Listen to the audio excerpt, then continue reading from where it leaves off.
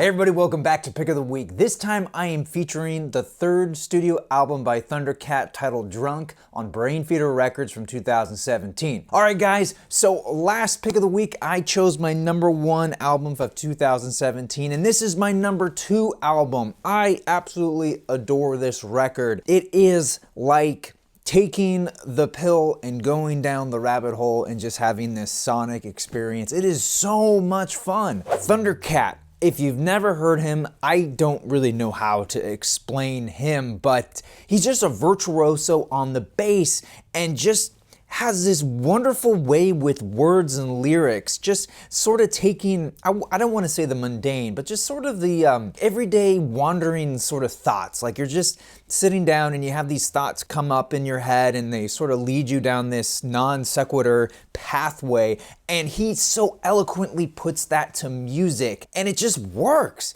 I don't know exactly how he does what he does, and he collaborates with a lot of great people. If you're a fan of Flying Lotus, you're definitely gonna like Thundercat because he appears on here a lot, adding his own sensibilities and talents to this record. And musically, it's fun music. It's like R&B, funk, a little bit of soft rock, some 80s, some 90s, contemporary stuff. And throughout this is Thundercat's bass playing. He is a virtuoso on this instrument. There is just so many great moments of his playing on here. It's funny, you look at the credits on a lot of these songs and it's just one or two people most of the time, but yet the songs feel very complex and well-rounded. And that's really the testament to Thundercat and the people he collaborates with. They really know how to make the most of what they got. And it just, there's all these different layers. It's really well produced throughout. Just a delight to listen to. Okay guys, let's break this album down track by track. First up, we have Rabbit Ho.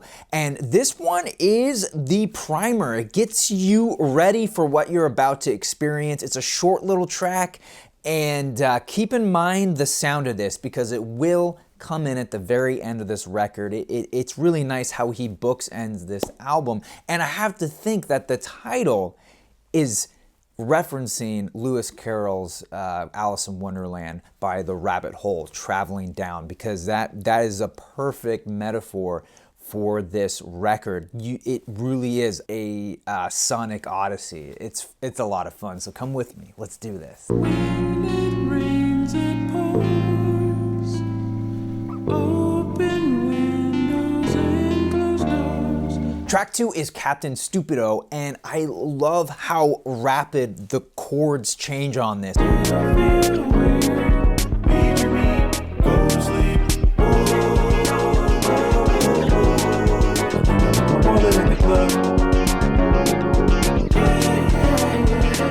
The bass is just on fire, and the end actually reminds me a bit of what Frank Zappa would have done with the snoring and the farts. It just cracks me up. I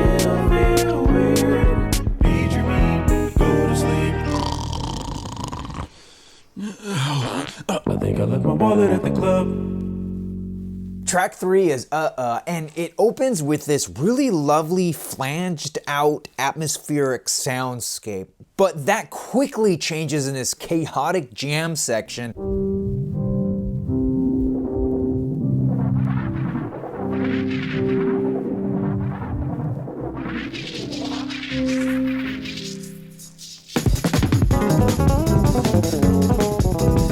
I just love how frantic it feels, and right on top are these really cool vocals, just sort of sailing atop these rough seas.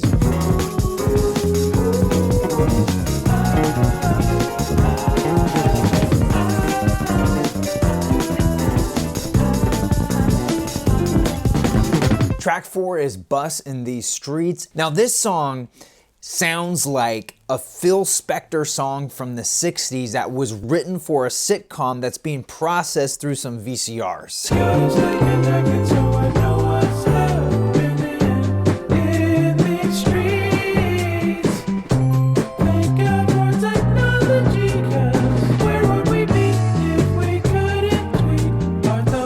Opening up side B on disc 1, we have A Fan's Mail Tron Song Suite 2, which is kind of a confusing title, especially when there's all these vocalized meows through this song, which, by the way, I absolutely adore. It makes me love Thundercat even more.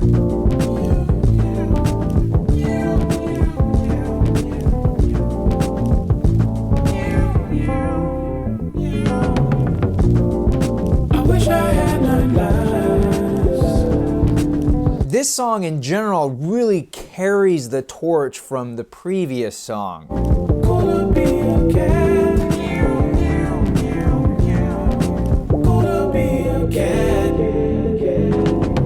Track 2 is Lava Lamp, which is the perfect title for this song because it really is the manifestation of what it would be like to be inside of a lava lamp, to be physically floating around there with all the other globulars.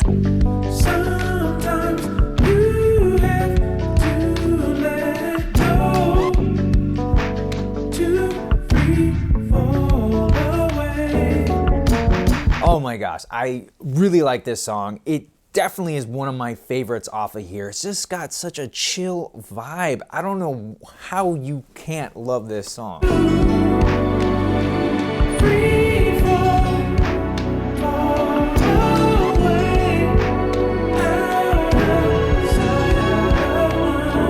The last song on here is titled Jethro. And this one isn't so much a complete song in itself. It very much feels like an interlude song that is really well placed in the scope of the album. And in the placement here, coming at the end of disc 1, it really helps you to want to go and grab disc 2. It like teases you a little bit like, oh, here's what's yet to come. Go throw the other record on. So I really like it for that.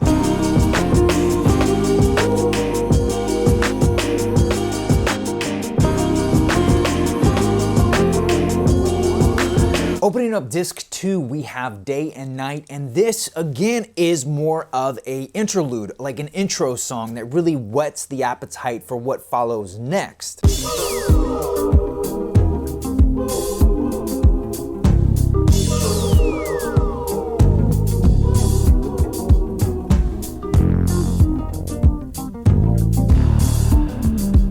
Track 2 is Show You the Way, and not only does this song sway with such conviction, it features vocals by Kenny Loggins.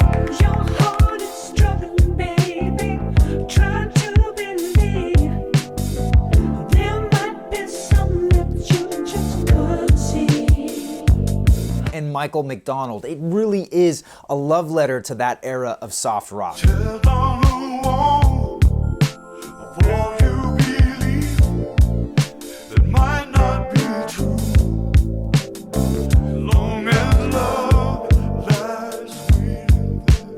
Track 3, we have Walk On By, and this is a song that starts off very simply. There's not a lot to it.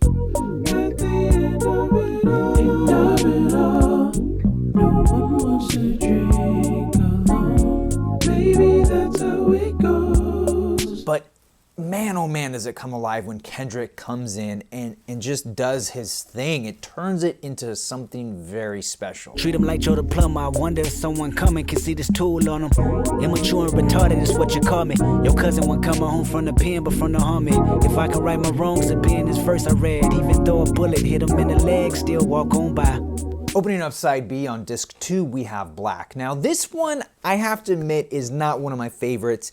It feels a little one note and a little forgettable. Not that it's a bad song by any means, I still enjoy it, but in the overall scheme of things, for the length that it is, I feel like it should have a little bit more substance to it.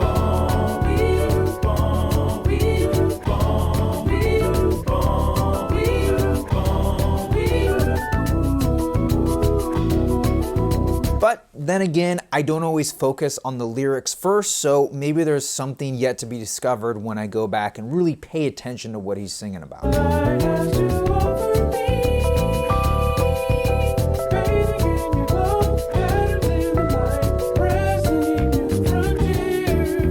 Track 2 is Tokyo, and oh my gosh, the opening of this song totally reminds me of a 16-bit RPG video game. I don't know if it's like Secret of Mana or Final Fantasy, one of those, man, and it could even be a sample. I'm not exactly sure.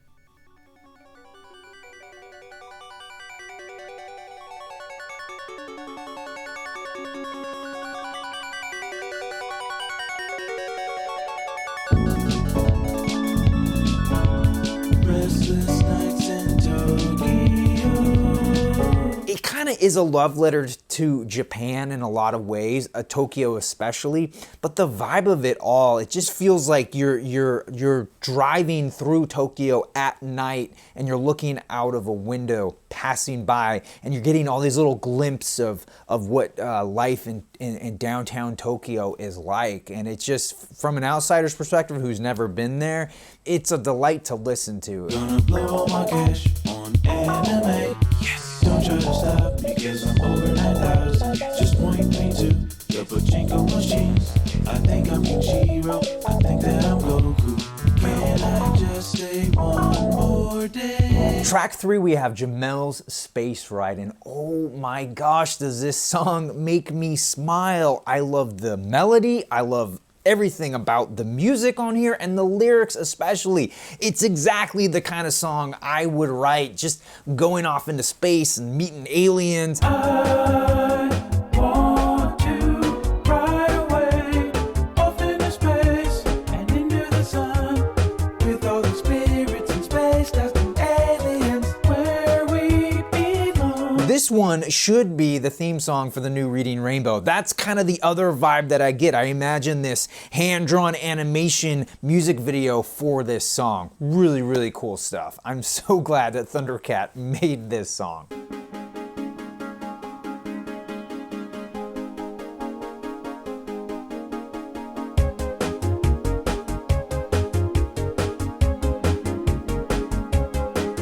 Opening up disc 3, we have Friend Zone, and the intro to this song really references some Tame Impala on here before it erupts into this funktastic song.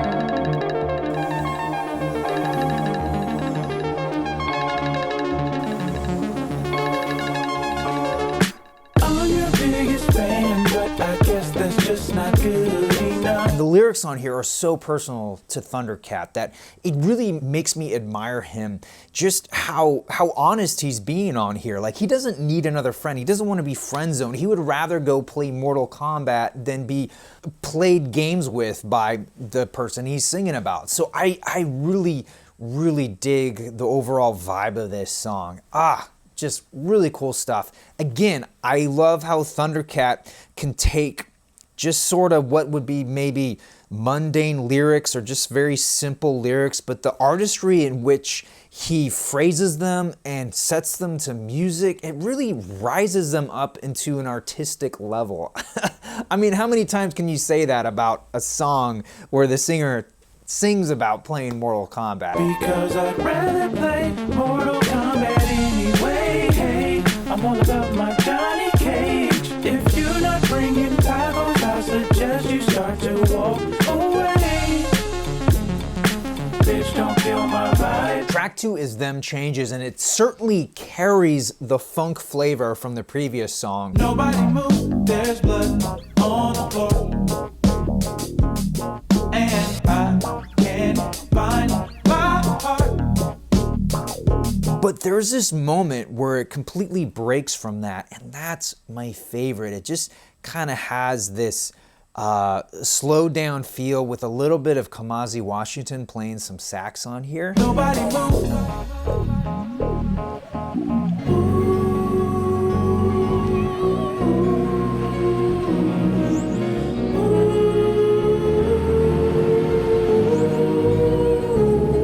That's my only regret though, is that you hear his playing sax on that part, and then at the very end as the song fades out, and that's about it. For him to be featured, I just wish I could have heard a little bit more of Kamasi Washington playing on this song.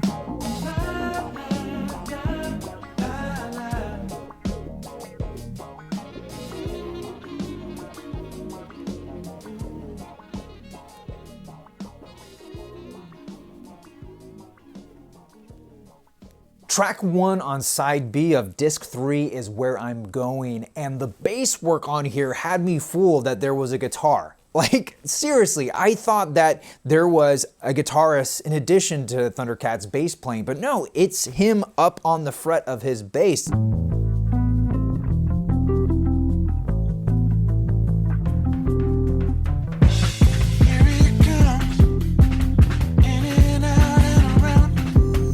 In fact, the overall feeling of this song reminds me of stuff that Discord Records would put out. It really is cool that he can go that direction with his music. My only regret is that this song is just a little too short.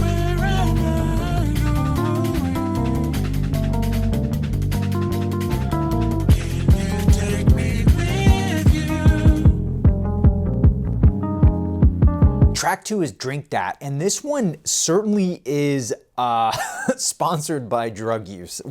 That's how I'm gonna put it. Wiz Khalifa makes a heavy appearance on this. The night is almost over, but we still wanna party. Ain't no one in here sober. The weed I'm rolling's gnarly. And here is our, I think, our first taste of Thundercat's flavor of R&B, and I absolutely love it. It's got such a full, rich, round sound to this. Really dig it. Can't open my eyes, girl, 'cause I'm just too wasted. You're taking me higher, straight shots with no chaser. Opening up disc 4, we have Inferno, and probably because of the song's title, I think of Dante's Inferno and sort of traveling through like the mini circles of hell, and just sort of like this downward spiral, this out of control sort of descent into madness. And that's what I think of when I hear this song, because there's like a crazy man laughing in here.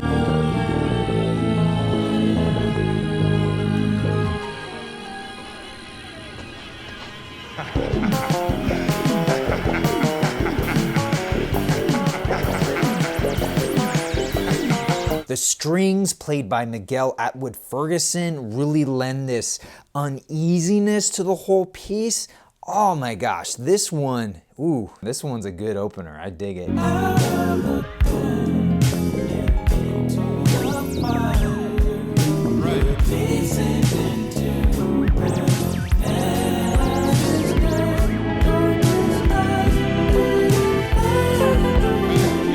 Track 2 is Am I Crazy? And this song goes by in an instant. Like, if your mind wanders for a second, you're gonna miss this song completely. Bittersweet memories cloud my faded mind.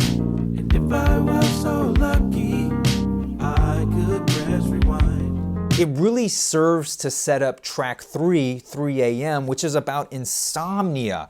I really like this song. I like how personal the lyrics are to Thundercat, and just sort of the artist's struggle, sort of like being stuck 3 a.m. You can't go to sleep, your mind's wandering, and so what do? You write this song, you get it out of your system. 3 o'clock, just can't close my eyes. Something's wrong with me. No, I can't deal. I can't go to sleep. This is one of the more underplayed songs, and what I mean by that, it's not got a lot of things going on in it, but I think the sparseness really makes this song one of the more beautiful tracks on the record.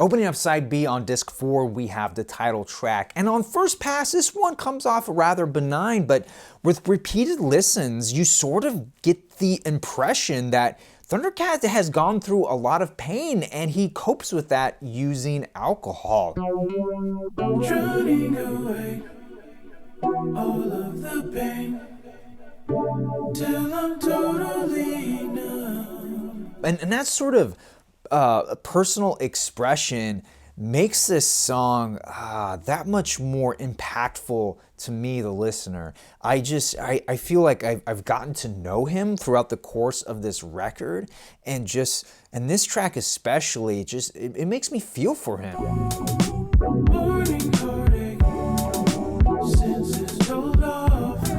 I just can't get a break. Track 2 is The Turn Down, and for a song featuring Pharrell Williams, I was expecting something a little bit more upbeat and catchy, but I guess if I had actually read the song title, I should have known that this one was going to be kind of a downer. Makes me wonder, makes me think everything we do is weak.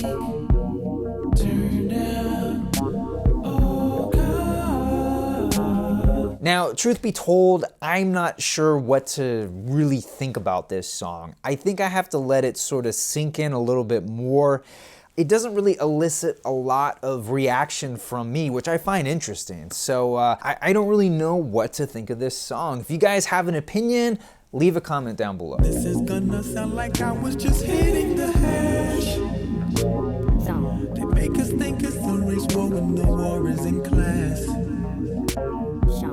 Teachers come through the speakers and messages through the glass. Last song on the album is DUI, and this one is where we hear the return of those chords from the first track, Rabbit Hole. And I just love that idea, the idea of a bookend sort of like bringing you back out of this odyssey, this rabbit hole, and just sort of, letting you down gently. Sometimes you are dead inside with the time to read between the lines of life and death. The keyboard solo on here is exquisite. I love the sound of it. It's a little bit cheesy, but it's really well played.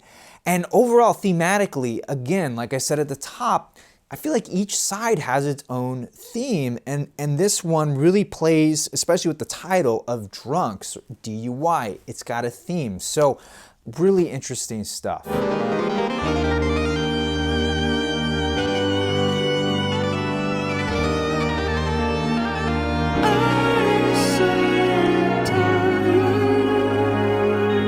So let's talk about the packaging. On the cover, you get the man himself rising above, almost like a crocodile in some water here. And on the back, you get another shot of him underwater. You get the track listings. What's interesting is that it's a box. It's almost like a box set. However, there's no booklet included. I'm gonna go ahead and open this up. Now on the inside here is the download code. It's basically just a sticker. Each of the 4 records come in their own sleeves, which is kind of cool. It's almost like 4 mini albums, right? So here's disc 1, there's the back, here's disc 2 and the back, disc 3 and the back, and finally disc 4 and the back. Also, each of these mini albums has its own inner sleeve. So here is the inner sleeve for disc 1. Here's the inner sleeve for disc 2. Almost looks like disc 1's inner sleeve, but sort of more falling into the madness, right? Here is the inner sleeve for disc 3. Love that cat. And finally, the inner sleeve for disc 4. Now, each of these records come on opaque red vinyl. Here is the label for disc 1, side A and side B. And here is the label for disc 2, side A and side B. Here's the label for disc 3, side A and side B. And finally, we have the label for disc 4, side A and side B. All right, guys, so let's talk about the elephant in the room. This is an album that's spread across 4 10-inch LPs playing at 45 RPMs. It's not ideal. It's a lot of record changing. That's probably gonna turn off a lot of people from buying this. It's not the best way to hear this album.